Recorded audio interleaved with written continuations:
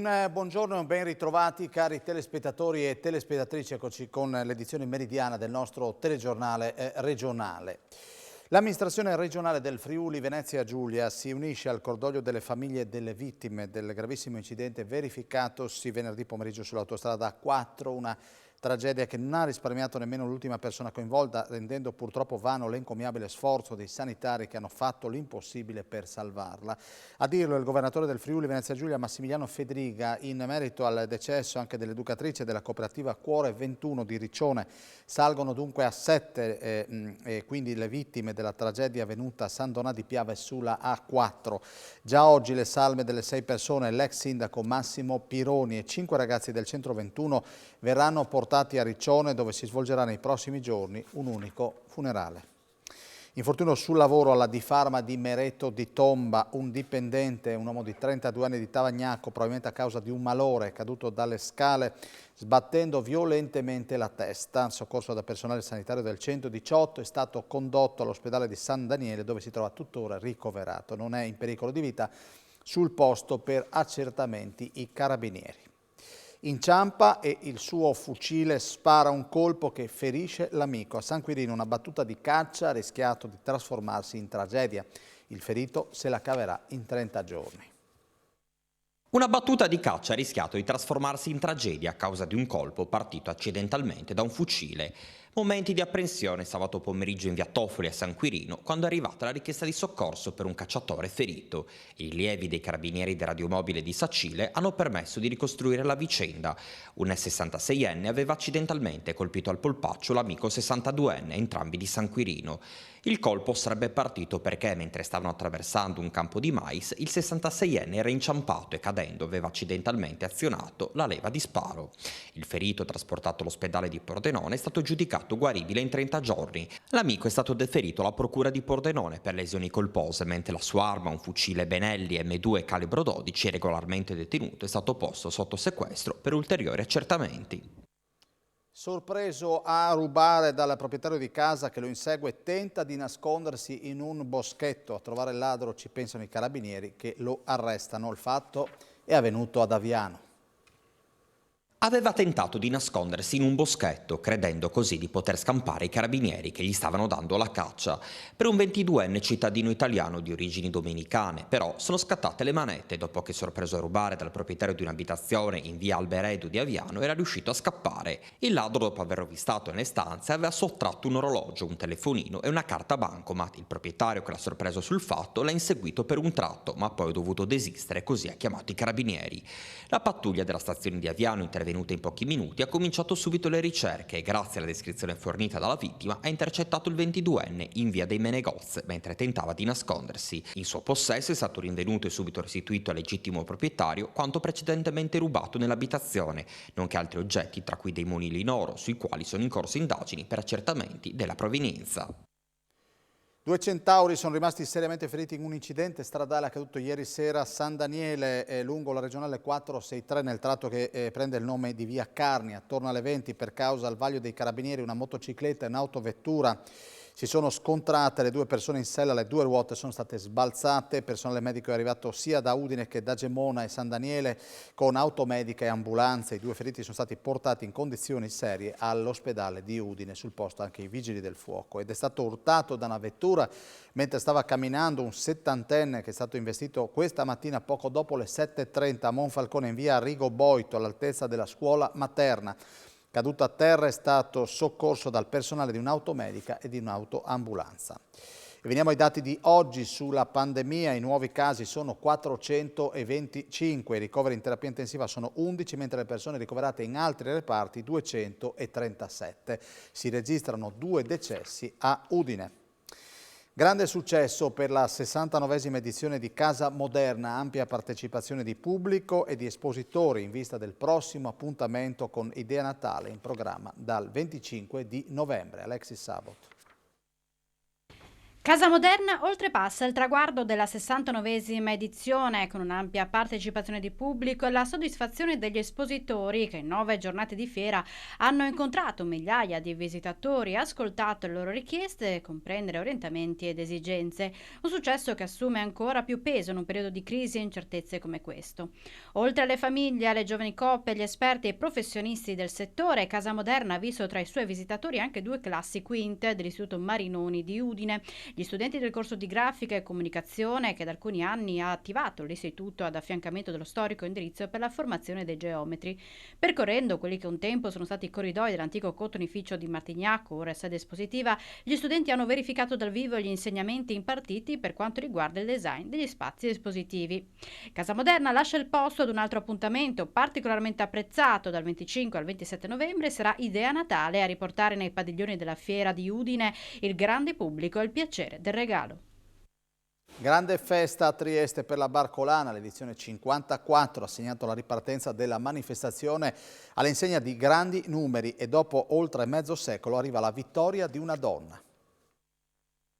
La prima donna, ci sono volute 54 edizioni perché Wendy Schmidt, moglie dell'ex AD di Google, arrivasse con la sua Deep Blue, 26 metri di bellezza nautica, e mettesse in riga 1614 iscritti, praticamente tutti al via, in questa edizione, la numero 54, che ha rappresentato la ripartenza di Barcolana. In mare, ma soprattutto a terra, Trieste e il Friuli Venezia Giulia hanno riportato le lancette dell'orologio al 2019, quando non c'era il Covid e le limitazioni erano qualcosa che nessuno avrebbe potuto immaginare. C'era anche l'Amerigo Vespucci con il suo fascino e la sua bellezza indiscussa. Secondo Arca SGR, con Furio Benussi, che ha accolto la vincitrice con un elegante baciamano, a decidere la regata una rottura a prua che ha costretto i barcolani a lasciare in mare la vela più performante per le condizioni di bora distesa, e motivo per il quale sono stati protestati dai terzi arrivati, ovvero Maxi Iena, Evil Way of Life. Barcolana è però festa, il presidente Mitja Gialluz si è detto entusiasta per questa edizione andata a una barca del New York Yacht Club, ovvero il Circolo, che fino agli anni '80 è stato custode della Coppa America, il più antico trofeo del mondo. Sorride anche Andrea Sironi, presidente di Generali, alla sua prima Barcolana, uno spettacolo straordinario con un grande pubblico pieno di entusiasmo. Udinese mai doma, i bianconeri rimontano l'Atalanta e vanno vicini alla vittoria. 2-2 il risultato finale. Sono molto soddisfatto, abbiamo costruito una mentalità vincente. Sentiamo mister Sottil. Le rimonte sono fatte sì di mentalità, di intensità, soprattutto con lo spirito di non mollare mai, ma soprattutto con grande qualità, perché poi di fronte a un'Atalanta, una squadra molto forte, quindi sotto 2-0 in una maniera direi che non meritavamo, anche se perché loro insomma Silvestri parate non ne ha fatte neanche una. Però per assurdo eravamo sotto 2-0, non era facile, ma questi ragazzi stanno dimostrando di acquisire sempre di più la mentalità che mi piace, quella di continuare a pensare solo a giocare per far gol, per ribaltarla, per vincerle, e oggi l'hanno fatto bene per l'ennesima volta. Peccato sull'ultimo, poteva essere 3-2, che secondo me sarebbe stato anche giusto e non avremmo rubato assolutamente nulla. È arrivata una sconfitta per la Web Gesteco nella prima trasferta stagionale. Le Aquile di Cividale sono state battute da Mantova per 78-73, lottando fino all'ultimo e dimostrando ancora una volta che la squadra è comunque in crescita. Non è bastato un super Dalton Pepper scelto dai tifosi come MVP del match alla Web Gesteco ieri per avere ragione di Mantova. Le Aquile alla fine hanno ceduto 78-73 dopo una prestazione molto buona che ha dimostrato che la squadra è in crescita e in grado di rispettare le attese di inizio stagione. Partita molto equilibrata con Mantova che a metà gara era avanti di un solo punto. Le due squadre se la sono sempre giocata punto su punto, con la Web arrivata a 8 secondi dalla fine a -2, quando però Rota ha perso palla in fascia consentendo agli avversari di andare a chiudere la partita. Amarezza ma consapevolezza di poterci stare in A2 è quanto esprimono coach Pillastrini e il presidente Davide Mikalic. Analizzandola lucidamente abbiamo fatto sicuramente una buonissima partita. Qualche episodio alla fine abbiamo fatto degli errori che non dobbiamo fare, insomma abbiamo lasciato in basso attacco, fatto l'ultima palla persa. Prima avevamo fatto anche prima qualcosa di sbagliato, però credo che nel secondo tempo, che è stato il nostro momento veramente buono, dove stavamo concretizzando, potevamo concretizzare la partita, abbiamo anche sbagliato tante conclusioni facili. Abbiamo giocato contro una squadra che ha un grande talento, che è chiaro che venire a battere qui oggi sarebbe stato importantissimo, perché credo che nel proseguo del campionato sia una squadra destinata a crescere tantissimo. Il bicchiere mezzo pieno, io dico ai ragazzi di non demoralizzarci, abbiamo fatto una partita fantastica nel campo di una delle squadre insomma, più accreditate in questo campionato, che ha una storia incredibile, un blasone che si portano in dote, insomma, non ancora adesso fare i complimenti a loro che sono scontati, ma abbiamo spesso tenuto in mano noi le redini del gioco.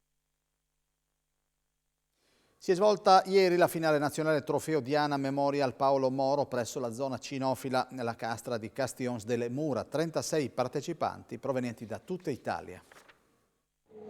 Assessore Zanier, intanto come saluta questo evento organizzato da Enalcaccia?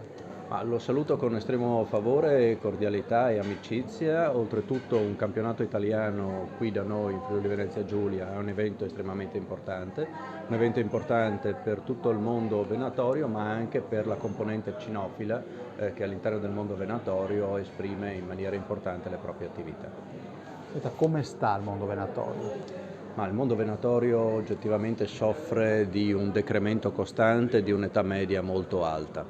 Questo è un dato oggettivo, un dato su cui c'è poco da fare considerazioni.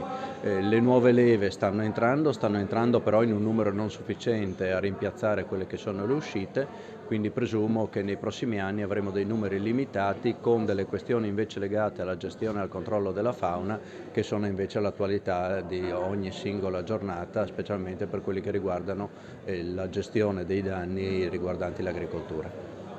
Il significato di questo trofeo Diana che si rinnova ormai da quanti anni? Questo è il 42esimo finale del torneo Diana. L'Enalcaccia è un'associazione venatoria a livello nazionale riconosciuta che si occupa di, una tra le tante cose, si occupa di fare queste gare cinofile dove si evidenzia il rapporto tra cane e cacciatore, tra cane e conduttore, che porta all'abbattimento delle starne e del loro recupero. Molto bene, termina qui l'edizione meridiana del nostro telegiornale regionale. Un saluto alla nostra regia guidata da Martina Beraldo. Se dovete pranzare, buon appetito, arrivederci.